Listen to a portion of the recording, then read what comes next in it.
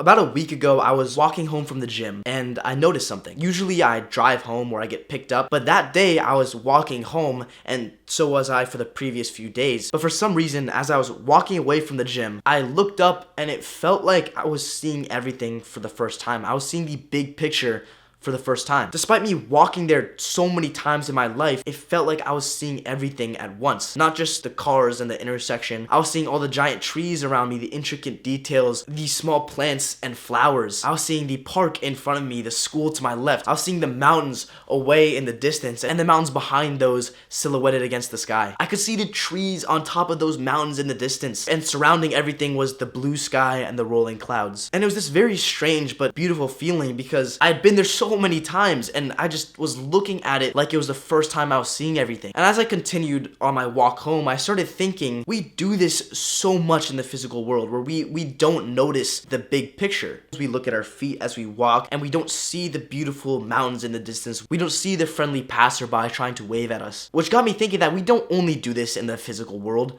we do this with our lives. In our own lives, we don't see the big picture. So many people walk through their lives staring at their feet. All they're doing is looking down at the next step. Step after step after step after step. And guess what? You don't see the beautiful flowers right next to you. You don't see the mountains in the distance. You don't see the clouds above you. All you see is that concrete sidewalk and the next step. You're seeing the tiniest fraction, a millionth of the big picture. You are constantly looking down at this tiny pixel of your life. And guess what? Step after step after step. I have to go to school or work, then I have to drive home, then I have to make food, then I have to feed the dog, and then I have to go for a walk. And since this picture you see is so undesirable, you escape into a different world. You completely look away from that picture of life. You scroll, play video games, watch porn, escape into a different world so you can look at a different picture. You're just going through the motions to get through the day. Each step isn't progress towards a certain destination, it's just another step you have to take. The key to happiness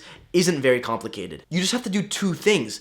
Take control of where you are stepping and see the big picture. Let me just explain the analogy real quick. The physical world also represents your life, constantly changing and full of so many different things. There are big mountains and small details for you to be grateful for, but if you never look around and are constantly looking down at your feet, you don't see any of these things. All you see is just the day-to-day, the things that you have to do. Instead of thinking that you get to do everything, you have the perspective that you have to go to school, that you have to do your homework. Once those steps have been taken, you escape into some all-consuming, mindless pleasure. Because when you're only looking at the next step, what you have to do to get through the day, life doesn't seem very happy or interesting or even something you are enjoying in any way. When you live life not noticing what you have or the things that you could be grateful for and not looking up and seeing everything, you just live to get through the day and then to escape into some other world. Because from the view you're looking at from the next step, your life doesn't seem like it's something to be grateful for. It seems boring and directionless. Maybe you have been living your life looking down at the sidewalk, and it is time for that to change. You need to start looking all around you and realizing and appreciating the beauty that you have in your life. Even in the physical world, I can think of so many things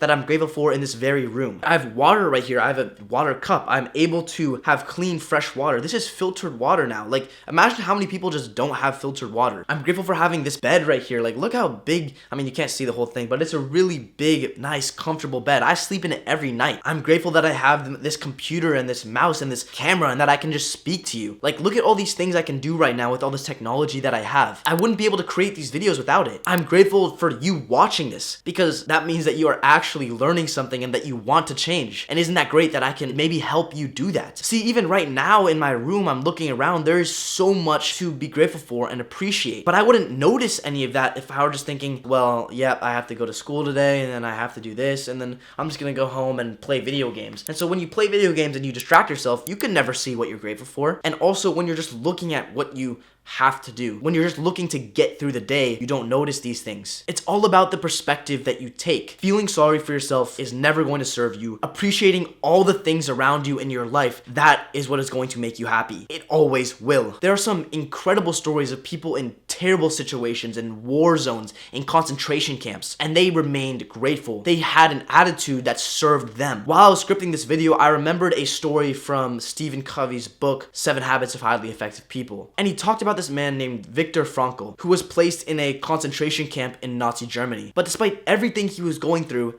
he said, Everything can be taken from a man except one thing, the last of human freedoms, to choose one's own way. Despite any set of circumstances, you can always choose to be grateful. You can always take a different perspective or attitude in every situation. Why not do this? It will always serve you. Gratitude is part of the key to happiness and living a happy life. This is why there are stories of the rich billionaire, the millionaire who's depressed, and then the person who's poor and has barely any money, but they're happy. It's because they're grateful for the things that they have. It's because the person that is poor is grateful for everything that they have. And the rich millionaire who has every chance to be grateful takes absolutely none of them. And so he lives this miserable life where everything is just a step and a step and a step. Make more money, start this business, do that. He's not grateful for any of it, even though he has so much in his life. You can have everything, but at the same time have absolutely nothing if you're not grateful for any of it. That is why it is so important to practice gratitude. Gratitude is a skill, unlike what you might think. It is something you can get better and better at. The skill of seeing the big picture and noticing the things that you would have normally missed. In the story that I was talking about earlier, as I thought I was seeing the entire picture, everything, the trees and the mountains far away, I definitely still missed stuff. There was definitely beauty in that picture that I wasn't seeing. When you notice those things that you normally miss and aren't grateful for, it's putting a different image in the same frame. I might look at that same view I was looking at when I was walking home from the gym,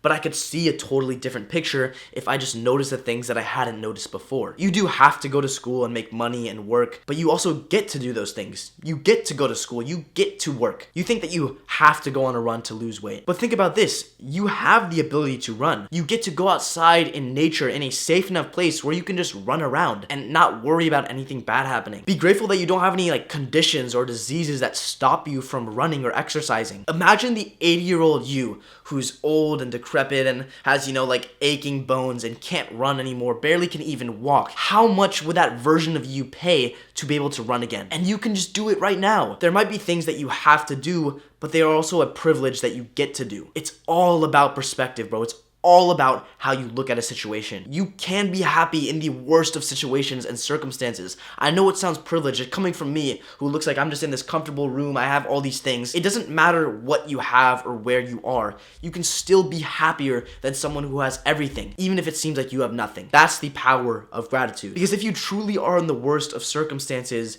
if you let go of gratitude, you will have nothing. So even if you look around and it's pouring rain and it's thundering and the wind is whipping around you in your life, you can still look around and be grateful for what's in your life. There are 3 ways to practice gratitude, and you can do it through writing, speaking, or thinking. The tools to express gratitude in these ways are gratitude meditation, which is thinking, and through expressing gratitude just verbally by speaking to someone. I do gratitude journaling almost every single day. I've done it almost every day for the past year, and I love this practice. I would recommend it to literally everyone. I also really like gratitude meditation. That one just feels kind of insane. It's very heavy. Sometimes will just make you teary-eyed and almost cry. But gratitude meditation feels really good to do as well. And the one that's the most difficult, I would say, is expressing gratitude verbally to someone in a conversation. It just feels awkward a little bit and weird because we don't normally do it. But the more you do it, the more you realize when you tell someone that you're grateful for them, it usually makes their day. So I'm just going to talk about gratitude journaling first. What you do is you get a new journal entry and you start at the top of the page and you just write, I am grateful for blank because blank. So for example, it would be, I'm grateful for my filtered water because it makes me more healthy and it also tastes good. So it's just something simple like that. It could literally be about anything. It could be about experience that you had yesterday, that you had in the past. It could be about things that you just are grateful for in your life physically, like you're grateful for certain objects or technology. You're grateful for experiences. You could also be grateful for really big things like being alive, being awake today, and just being here in the present moment. So much to be grateful for, so much to write down. It literally never ends. And a lot of times I just write, I'm grateful to be here talking to you guys. They're just endless things to be grateful for, which is why I really like gratitude journaling, because I can just keep doing it every single day. What I like to do is fill up a page, but I would recommend starting with 3, 2, or maybe even 1 things that you are grateful for. Start doing this and try to see things from different perspectives. It literally will change your outlook on life. I like the gratitude course from the app Medito for my gratitude meditation. What you basically do is you think of some memory or just some person that you are grateful for, and you think about and really focus on the feelings that you get when you think about that person. Just the feelings of gratitude that you experience, of happiness and joy. It's a pretty crazy experience sometimes. You get this pure feeling of joy in your stomach and your chest, and it makes you almost cry sometimes just because of how grateful you are for some people. You could think about also experiences experiences that you may have had, like things that you're grateful for them like doing for you, but you just focus on that feeling that you get from thinking about that person. And with expressing gratitude, it's pretty obvious. Actually, in fact, right now, pause this video. If you're living with your parents or someone, go tell your mom, whoever you're living with, your sister, that you're grateful for them. I'm actually gonna go tell my sister right now that I'm grateful for her, that I love her. If you don't have anyone in real life that you have to tell that you're grateful for, just text someone right now. All right, let's go.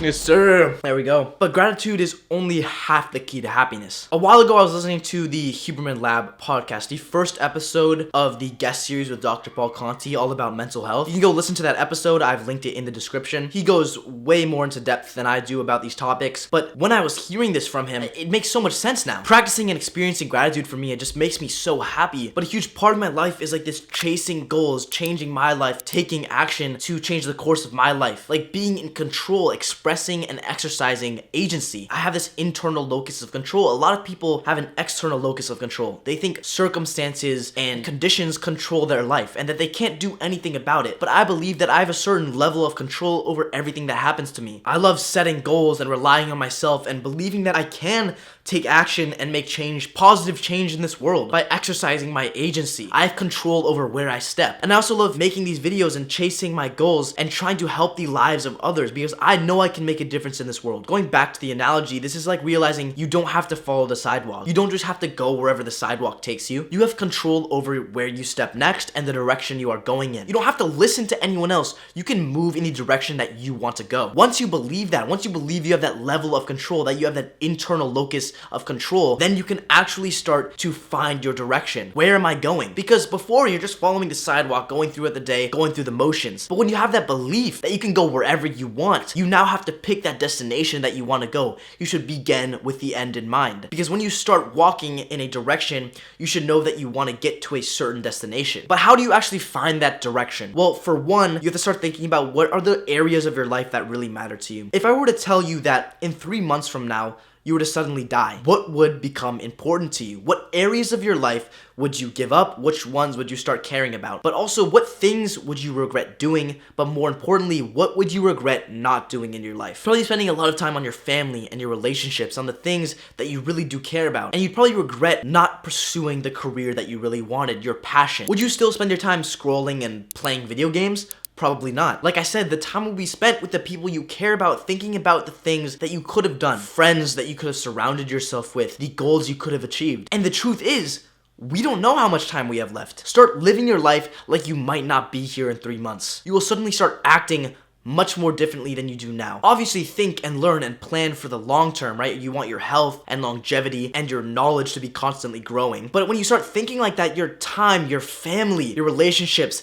your passion, those are the things that you start to really care about and value. Instant gratification, porn, video games, scrolling, it all seems so insignificant in the face of death. You can change, and you should. Or else when you're actually at the end of your life and you really do have 3 months to live, you're going to look back and regret not doing everything that you know you should have done. So it's pretty straightforward to go into those areas of your life like fitness and health and relationships and start improving things. But how do you go about finding your passion? I'm not going to go super into it into this video, but I'm going to touch on it a little bit. The way you find your passion is by finding the answers to certain questions. Now, it isn't easy to find these answers. It's going to take a lot of time to improve yourself and also take time to search for the answers, to look inside yourself for where the answers lie. You have to just start thinking about what are you naturally drawn towards. When you were bored when you were a kid, what did you find yourself doing? If you didn't have to work or make money, what would you find yourself doing right now? And what would you do even if the thing made you absolutely no money? Once you find the answer to these questions, you have found your purpose, your mission, your passion. But before you answer those questions and really get into that, you have to go through the first couple layers of the onion. You might have bad health right now. You might be overweight and you need to focus on that in your life. You might need to work on your relationships right now and your social life. Once you get all those outer layers peeled off, you can start getting to those big layers, to maybe even the core purpose. And that is the point you'll be able to answer those questions I just gave you. But remember, you can only find your purpose on the path of resistance, on this path of self-improvement and going through difficulty. Stay on this positive path of upward trajectory and you will find your passion. For the past year and a half, my life has been amazing. I get to make these videos. I've been practicing gratitude, doing good habits. And I was so happy to find that gratitude and agency are the two things that I've been practicing for so long, and that's what leads to a happy life. See the whole picture, understand that you can take steps in any direction you want, and find the destination you want to start taking steps towards. When you're able to bring gratitude and agency into your life, you have essentially hacked happiness. Never stop improving. You'll be grateful for it later.